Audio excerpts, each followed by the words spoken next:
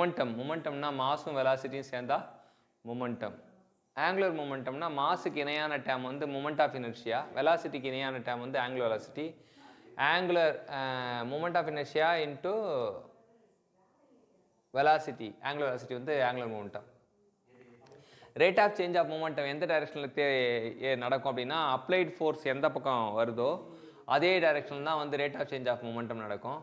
Momentum equation எங்கேருந்து கொண்டு வரப்பட்டதுன்னா, நியூட்டன் செகண்ட் லா ஆஃப் மோஷன்லேருந்து தான் மொமெண்டம் ஈக்குவேஷன் கொண்டு வந்தாங்க. ஸோ என்னுக்கு அப்புறம் எம் அப்படின்னு ஞாபகம், Newton second law. Law of conservation of momentum எப்போ செல்லுபடி ஆகும்னா, in a close system the total momentum is constant. System வந்து க்ளோஸ் சிஸ்டமாக இருக்கணுன்றது ஒரு முக்கியமான தகவல். The total moment of system of a moving body in any one direction remain constant unless altered by the external force. ஒரு total momentum வந்து ஒரு system of moving bodies இருக்குது, அங்கே ஏற்படுற டோட்டல் மொமெண்டம் வந்து ஒரு பர்டிகுலர் டைரக்ஷனில் வந்து கான்ஸ்டண்ட்டாக தான் இருக்குன்றாங்க. எப்போனா unless acted by an external force, வெளியிலேருந்து எதுவும் விசை ஏற்படாமல் இருந்தால் வந்து நமக்கு இது கான்ஸ்டண்ட்டாக இருக்கும் அப்படின்றாங்க. Initial momentum equal to the final momentum பார்த்தீங்கன்னா m1 u1 plus m2 u2 m1 v1 plus m2 v2ன்னு வரும். So sum of the initial momentum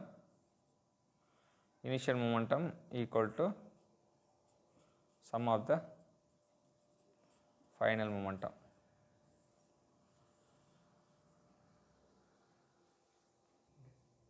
Conservation of linear momentum என்ன சொல்லுதுன்னா, the linear momentum of a system of a rigid body will be conserved. The linear momentum of a system of a rigid body will be conserved if no external force act on the system. வெளியிலிருந்து எந்த விசையும் மேலே தாக்காத வரைக்கும் நம்ம அந்த momentum ஆனது எப்பவுமே கன்சர்வ்டாக இருக்கும். Rigid பாடியில் ஏற்படுற சிஸ்டம் ஆஃப் ரிஜிட் பாடினா அது ஒன்றுக்கு மேற்பட்ட பாடி, அதான் சிஸ்டம் ஆஃப் ரிஜிட் பாடி. அப்போ எப்போனா எக்ஸ்டர்னல் ஃபோர்ஸ் இல்லாத வரைக்கும் தான் இந்த லாவே செல்லுபடியாகும், லா ஆஃப் லீனியர் மூமெண்டம். அதே போல் கன்சர்வேஷன் ஆஃப் ஆங்குலர் மூமெண்டம் பார்த்தீங்கன்னா, total angular momentum of system of a rigid body remain constant unless acted on by an external torque. இங்கே ஃபோர்ஸ் மாதிரி அங்கே டார்க், ஒரு ரொட்டேஷனல் இதுக்கு வந்து டார்க் தேவைப்படும். இங்கே வந்து ஃபோர்ஸ் மொமெண்டம் லீனியருக்கு வந்து லீனியருக்கு சொந்தக்காரன் ஃபோர்ஸு, ஆங்குலர்னா ஆங்குலருக்கு சொந்தக்காரன் டார்க் அப்படின்றது தெரிஞ்சுக்கணும். ஸோ டார்க் தாக்காத வரைக்கும் அந்த ஆங்குலர் மூமெண்டம் கன்சர்வ்டாக இருக்கும் அப்படின்றது தெரிஞ்சுக்கலாம். அடுத்தது பார்த்திங்கன்னா, புல்லட் வந்து சுட்டோம் அப்படின்னா மறுபடியும் அந்த ரீகாயில் ஆகும். when bullet is fired from a gun, bullet வெளியே போயிடுச்சு, can be coiled in backward direction. அப்படி சுட்டு முடிச்சோன்னா திரும்ப பழைய பொசிஷன் வருவோம். அதுக்கு காரணம் என்ன அப்படின்னு பார்த்தீங்கன்னா, it is because of the conservation of momentum. The angular momentum of a mass m rotating about an axis with angular velocity அப்படின்னு வரும்போது நமக்கு வந்து that is m omega r square அப்படின்னு எடுத்துக்கலாம். The angular momentum of the mass m rotating about an axis with angular velocity வந்து m omega r square அப்படின்னு. அப்போ நமக்கு தெரியும் I இன்ட்டு ஒமேகான்றது, ஐக்கு பதிலாக mr ஸ்கொயர் சப்ஸ்டியூட் பண்ணுறாங்க, அவ்வளோதான். அப்போ mr ஸ்கொயர் ஒமேகா அப்படின்னு வரும். கொலிஷன் இம்பல்ஸ் மொமெண்டம், அதில் இம்பல்ஸ்னால் என்னென்னா, இந்த சேஞ்ச் இன் மொமெண்டம் தான் வந்து impulse. The difference between final momentum minus initial momentum impulse. So impulse பார்த்தீங்கன்னா ஃபோர்ஸ் இன்ட்டு டைம் சொல்லலாம். அது ஃபைனல் மொமெண்டம் வந்து m2 v2 minus m1 v1. Unit வந்து இம்பல்ஸுக்கும் மொமெண்டத்துக்கும் ஒரே யூனிட் தான். என்ன யூனிட்னா நியூட்டன் செகண்ட் வரும். இம்பல்ஸுக்கும் மொமெண்டத்துக்கும் ஒரே யூனிட் தான், நியூட்டன் செகண்ட் வரும். நியூட்டனுக்கு நமக்கு ml t பவர் -2, அப்போ நமக்கு இதுக்கு வந்து ml t பவர் -1 அப்படின்றது வரும். லைன் ஆஃப் இம்பேக்ட் அப்படின்னா என்னென்னா, லைன் ஆஃப் இம்பேக்ட்னா common normal to the two colliding bodies. இது பாடி ஏ பாடி பி அப்படின்னா இதுக்கு வந்து டேஞ்சன்ட் வந்து இப்படி வரையும், டேஞ்சன்ட் வந்து, so it is common normal to the two colliding bodies. இதில் என்ன பார்த்தீங்கன்னா, kinetic energy of the body before impact is more than that of kinetic energy of body after impact. Before impact வந்து அதிகமாக இருக்கும் than that of kinetic energy after impact. அதனால் பார்த்தீங்கன்னா ரெண்டுத்துக்கு உள்ள டிஃப்ரென்ஸ் தான் வந்து லாஸ் ஆஃப் கைனடிக் எனர்ஜி, அதிகம் மைனஸ் கம்மி. Kinetic energy before impact,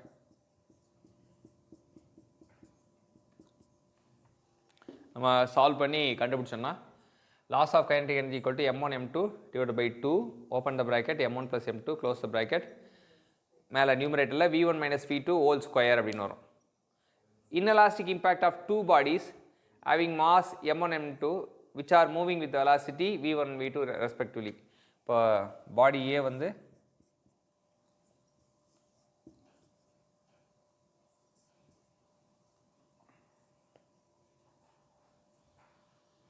elastic impact inelastic இம்பேக்ட்னால வந்து லாஸ் ஆஃப் கைனடிக் எனர்ஜி வந்து வரும் அப்படின்ட்டு தெரிஞ்சுக்கலாம். இனிஷியலாக பிஃபோர் கொலிஷன் வந்து u1 u2, ஆஃப்டர் கொலிஷன் வந்து v1 v2ன்றது தெரிஞ்சுக்கலாம். லாஸ் ஆஃப் கைனடிக் எனர்ஜி எதை சார்ந்திருக்கும் அப்படின்னாங்க, வழக்கமாக கைனடிக் எனர்ஜினாலே வந்து மாசை சார்ந்திருக்கும், வெலாசிட்டி சார்ந்திருக்கும். அதே போல் லாஸ் ஆஃப் கைனடிக் எனர்ஜினாலும் மாசை சார்ந்திருக்கும், வெலாசிட்டி சார்ந்திருக்கும். ஒரு பால் ஏ இருக்குது, mass m, fall under the gravity from height, strike the another ball. ஒரு பால் இருக்குது, இன்னொரு பால் இருக்குது, இது வந்து கிராவிட்டினால் விழுது. இப்போ இந்த பாலோட மாஸ் m, இந்த பாலோட மாஸும் m தான். இது ஏ, இது பி, ரெண்டுமே மாஸ் m தான். இது வந்து நம்ம ஸ்ப்ரிங் மேலே வச்சுருக்கோம், ஸ்ப்ரிங் மேலே வச்சுருக்கோம்.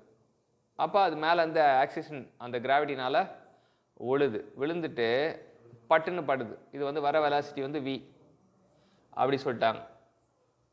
ஃபஸ்ட்டு வந்து இவ வந்து இது மேலே பட்டவனும் the impact between the ball is perfectly elastic சொல்லிட்டாங்க.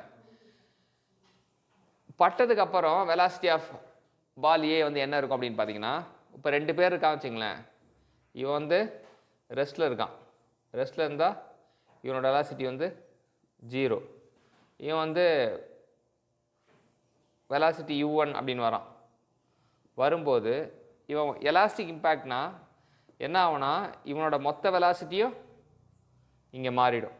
மோதலுக்கு அப்புறம் வந்து பார்த்திங்கன்னா இவன் ரெஸ்ட்டில் வந்துடுவான், அதாவது ஏ வந்து ரெஸ்ட்டுக்கு வந்துடுவான், பி ரெஸ்ட்டில் இருந்தான் இல்லையா, பி வந்து அந்த சேம் வெலாசிட்டியில் பயணிப்போம். அப்போ அதுதான் எலாஸ்டிக் கொலிஷனோட அர்த்தம். எலாஸ்டிக் கொலிஷன்னா நம்ம ஓடுறோம், ஓடி போய் ஒருத்தர் மேலே மோதுறோம், நின்றுட்டுருக்க மேலே மோதும்போது அந்த நின்றுட்டுருக்கவன் வந்து நம்ம என்ன வேகத்தில் மோதணுமோ அந்த வேகத்தில் ஓடணும், நம்ம மோதனம் வந்து நின்றுடணும். அது வந்து அதான் எலாஸ்டிக் கொலிஷன். எலாஸ்டிக் கொலிஷன் புரிதல் என்ன அப்படின்னு பார்த்தீங்கன்னா, எலாஸ்டிக் கொலிஷன் புரிதல் என்னென்னா, ஓடி போய் ஒருத்தனை மோத போகிறோம், அவன் மோதுறவன் வந்து நின்றுட்டுருக்கான், நம்ம மோதி முடிச்சதுக்கப்புறம் நம்ம நின்றுடணும், அவன் மோதல் வாங்கினவன் வந்து நம்ம வேகத்துக்கு அவன் ஓடணும். அதான் எலாஸ்டிக் கொலிஷனுக்கு ஒரு ஆழமான புரிதல். மொமெண்டத்துக்கும் கைனடிக் எனர்ஜிக்கும் ரிலேஷன் என்னென்னா, P = √2m times of kinetic energy அப்படின்னு சொல்லலாம். இல்லை கைனடிக் எனர்ஜி வந்து தனியாக கைனடிக் எனர்ஜி மட்டும் பார்த்தீங்கன்னா, kinetic energy is proportional to p² சொல்லலாம். ஸோ இப்போ momentum of given body is டபுள்னா, பிக்கு பதிலாக 2p போட்டிங்கன்னா 2p ஹோல் ஸ்கொயர். அப்போ கைனடிக் எனர்ஜி வந்து kinetic energy proportional to 4p². அதாவது மொமெண்டம் 2 மடங்கு அதிகப்படுத்தினா கைனடிக் எனர்ஜி வந்து 4 மடங்கு அதிகமாகும் அப்படின்றது தான் வந்து தகவல். மொமெண்டத்தை 2 மடங்கு அதிகப்படுத்தினா 2² வந்து கைனடிக் எனர்ஜி 4 மடங்கு அதிகமாகும். அதுதான் வந்து 4 மடங்குனா குவாட்ரா புல்டு அப்படின்றாங்க. New kinetic energy equal to 4 times of old kinetic energy அப்படின்னு தெரிஞ்சுக்கணும். ரெண்டு m1 m2 வந்து ட்ராப் ஃப்ரம் த ஹைட், ஒரு பர்டிகுலர் ஹைட்டில் அந்த ratio of their momentum on the ground என்ன இருக்கும் அப்படின்னு கேட்குறாங்க. That is equal to ratio of momentum வந்து it is equal to m1/m2 அப்படின்றது சொல்கிறாங்க. 2 பார்ட்டிகல் ஆஃப் மாஸ் ரேஷியோ 1:4 இருந்தால் moving with the kinetic energy, magnet of linear moment எப்படி இருக்கும் அப்படின்ட்டு கேட்குறாங்க. ஸோ அது வந்து மொமெண்டத்துக்கும் மாஸுக்கும் உள்ள ரிலேஷன். 1/4 அப்படின்னா இட் இஸ் ஈக்குவல் டு 1/2. என்னென்னா p1/p2 ஈக்குவல் டு m1/m2 போட்டோன்னா சப்ஸ்டியூட் பண்ணோம் அப்படின்னா இது 1/4 அப்படின்னு வச்சா சப்ஸ்டியூட் பண்ணால் தட் இஸ் ஈக்குவல் டு 1/2. 2 1/4க்கு ரேஷியோ எடுத்தோன்னா 1/2.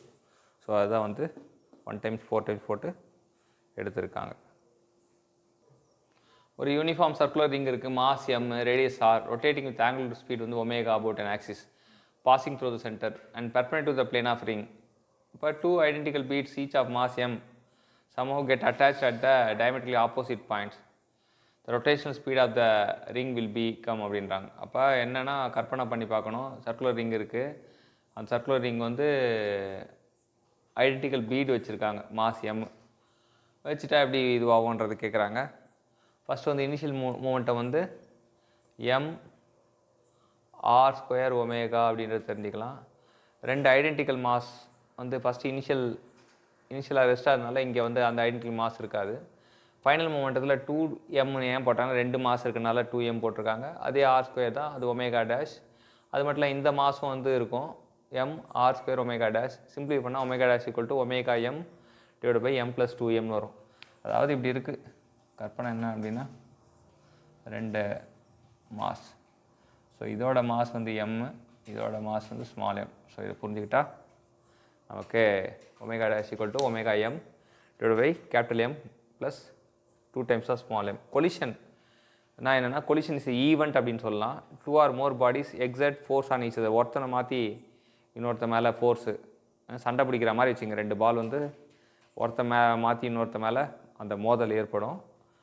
ஆனால் அது என்னென்னா குறுகிய காலகட்டம், ஷார்ட் டைம் அப்படின்றது நம்ம தெரிஞ்சுக்கணும். இந்த கொலிஷன் ஏற்படுறது ஒரு ஃப்ராக்ஷன் ஆஃப் டைமில் ஏற்படும். ரீபவுண்ட் ஆஃப்டர் இம்பேக்ட் வரணும். ஒரு எலாஸ்டிக் கொலிஷன் நடக்குது அப்படின்னா என்னென்னா, மோதுது ரீபவுண்ட் ஆகணும், அதான் எலாஸ்டிக் கொலிஷன். அப்படியே போயிட்டு மோதிட்டு அப்படியே கூடவே சேர்ந்து போனால் அது இன்எலாஸ்டிக் கொலிஷன். சரி, டூரிங் எலாஸ்டிக் இம்பேக்ட் வந்து relative velocity of the bodies after the impact is equal to the relative velocity of the body before impact. அப்படின்னா என்னென்னா, இப்போ u1 minus u2 equal to v2 minus v1, அதான் வந்து சொல்ல வராங்க relative velocity. இல்லாட்டி velocity of approach equal to velocity of separation. Elastic collision of பாடியில் வந்து போத் த மூமெண்டமும் கன்சர்வ்டாக இருக்கும், கைனடிக் எனர்ஜியும் கன்சர்வ்டாக இருக்கும். இன்எலாஸ்டிக் கொலிஷன்னா does not rebound after impact. ரெண்டு பேர் வருவாங்க, ரெண்டு பேர் இப்படி இருப்பாங்க, ரெண்டு பேரும் மோதுவாங்க, மோதிட்டு ரெண்டு பேரும் சேர்ந்து ஒன்றா போவாங்க, அதான் இன்எலாஸ்டிக் கொலிஷன். அப்படி பிரிஞ்சாங்கன்னா அது elastic. During inelastic collision of particle linear மூமெண்ட்டை மட்டும்தான் கன்சர்வ் ஆகும், கைனடிக் எனர்ஜி கன்சர்வாக இருக்காது. அங்கே வந்து there may be some loss of kinetic energy இருக்கும். A spring impinged directly on the second identical sphere at rest. The ratio of velocity of first sphere to the top second sphere after the impact. Velocity என்னன்னு கேட்குறாங்க. In terms of coefficient of restriction சொல்லணும்னா it is equal to 1 minus e by 1 plus c, where e is the coefficient of restriction. Coefficient of restriction எப்படி சொல்லுவோம்னா ஈசா அப்படி கூப்பிடுவோம். ஈசா அப்படின்னா என்ன? ஈசானா இ velocity of separation by velocity of approach. It is the ratio of velocity of separation to the top velocity of approach சொல்லுவோம். இல்லாட்டி இங்கே சொல்கிற மாதிரி relative velocity before, relative velocity after impact to the top relative velocity of body before impact. After impactனா final velocity, இது initial velocity அப்படின்னு தெரிஞ்சுக்கலாம். Formula படி பார்த்தீங்கன்னா ஆஃப்டர் இம்பேக்ட் வந்து என்ன அப்படின்னு பார்த்தீங்கன்னா வியில் வரும், v2 minus v1. Initial impact வந்து u1 minus u2. இந்த கோஎஃபிஷியன்ட் ஆஃப் ரெஸ்ட்ரிக்ஷன் சொல்லும்போது ஒரு இன்எலாஸ்டிக் பாடி இல்லை பர்ஃபெக்ட்லி பிளாஸ்டிக் பாடிக்கு வந்து என்ன அப்படின்னு பார்த்தீங்கன்னா 0 இருக்கும், பர்ஃபெக்ட்லி எலாஸ்டிக் பாடிக்கு 1 இருக்கும், செமி எலாஸ்டிக்னா 0 to 1 இருக்கும். இது 3 தான் கேட்டகரி. ஒன்று எலாஸ்டிக்காக இருப்பான், இல்லை பிளாஸ்டிக்காக இருப்பான், இல்லை செமி எலாஸ்டிக்காக இருப்பான். அப்போ அது படி நம்ம வேல்யூ தெரிஞ்சுக்கலாம். எப்பவுமே இந்த ஈயோட மதிப்பு வந்து 0லேருந்து ஆரம்பித்து 1 வரைக்கும் போவோம். 1னா எலாஸ்டிக் ஆகிட்டான்னு அர்த்தம், 0னா பிளாஸ்டிக்கில் இருக்கான், அப்போ தான் பிறக்க போகிறான் அப்படின்னு இருக்கும். சரி, when two bodies collide without the presence of other force, அப்போ என்னென்னா வேறு ஃபோர்ஸ் எல்லாம் இல்லை அப்படின்னா அந்த ஃபோர்ஸ் ஃபீல்டில் ரெண்டு பாடி வந்து கொலைட் ஆகுதுன்னா கைனடிக் எனர்ஜியும் கன்சர்வ்ட் ஆகும், மூமெண்டமும் கன்சர்வ்ட் ஆகும். அதான் எலாஸ்டிக் கொலிஷன் தான் சொல்கிறாங்க. எலாஸ்டிக் கொலிஷன்னா கைனடிக் எனர்ஜி கன்சர்வ்ட் ஆகும், மூமெண்டம் உண்டு. கோஎஃபிஷியன்ட் ஆஃப் ரெஸ்ட்ரிக்ஷன் பார்த்தீங்கன்னா same formula, E equal to v2 minus v1 divided by u1 minus u2. u1 u2 வந்து இனிஷியல் வெலாசிட்டி, v1 v2 வந்து ஃபைனல் வெலாசிட்டி. சேஞ்ச் போட்டோன்னா இங்கே போட்டோம் அப்படின்னா சேஞ்ச் என்னென்னா மைனஸ் டிவி பை டியூன்னு சொல்லுவாங்க. இது கூட டிஃபரன்ஷியல் ஃபார்மேட்டில் சொல்லணும்னா velocity separation by velocity approach கூட சொல்லுவாங்க. ஒரு பாலை வந்து மேலேருந்து கீழே போடுறோம், பட்டோன்னா அதுக்கு பட்டுட்டு எகிரும். அதுதான் வந்து பால் பண்ணுற விதம். ஸோ ஃபஸ்ட்டு வந்து H1 உயரத்தில் இருந்து போட்டோம் அப்படின்னா அது 2வது வாட்டி வரும்போது H2 உயரமாக வரும். H1 H2 அப்படின்றது நம்ம இது வர வேண்டியது V1, இது V2 அப்படின்னு வச்சிங்களேன். பட்டுட்டு திரும்பும்போது V2 அப்படின்னா E ஈக்குவல் டு அது கீழே போய் படுது இல்லையா, அப்போ V1/V2 வச்சுக்கலாம். ஆனால் வெலாசிட்டி பார்த்தீங்கன்னா ஸ்கொயர் ரூட் ஆஃப் இதனால H1/√2gh வரும், H1/h2. அப்போ E² ஈக்குவல் டு H1/h2 அப்படின்றது தெரிஞ்சுக்கலாம். ஸோ பட்டு இது பண்ணும்போது அந்த E² டைம்ஸ் வரும். ஸோ அதுதான் ஒரு வாட்டி பட்டால் E² அப்படின்றது தெரிஞ்சுக்கலாம். H2 equal to E². இப்போ அது ரிலவெண்ட்டாக ஒரு ப்ராப்ளம் ஒன்று போடுறாங்க. A ball is dropped from a height 3 meter on a horizontal floor, E equal to 1/2, the height to the which ball will rebound after the striking அப்படின்றது சொல்கிறாங்க. So இங்கே வந்து it will be E². So அதே ஃபார்மில் தான் இங்கே பயன்படுத்துகிறோம். அப்போ ஈக்கு வந்து 1/2 கொடுத்தா 1/2 × 1/2 × 3 மீட்டருக்கு போகுதுன்றாங்க. அப்போ 3/4 போட்டால் 0.75 மீட்டர் தான். ஃபஸ்ட்டு 3 மீட்டர்லேருந்து விழுந்தா 0.75 மீட்டருக்கு மேலே MB வரும் அப்படின்றது தெரிஞ்சுக்கலாம். ஒரு பால் நம்ம எல்லாமே இது இன்ஜினியரிங் மெக்கானிக்ஸ் ப்ராப்ளம் ஃபுல்லாக வந்து டே டு டே லைஃப்பில் யூஸ் ஆகுதான். ஒரு பாலை கீழே போட்டு 3 மீட்டர் வந்து கீழே போட்டால் அது வந்து 0.75 மீட்டர் வரும். எப்போது ஈயோட மதிப்பு வந்து 0.5 இருந்தால். அதுதான் இந்த ப்ராப்ளத்துக்கான விடை.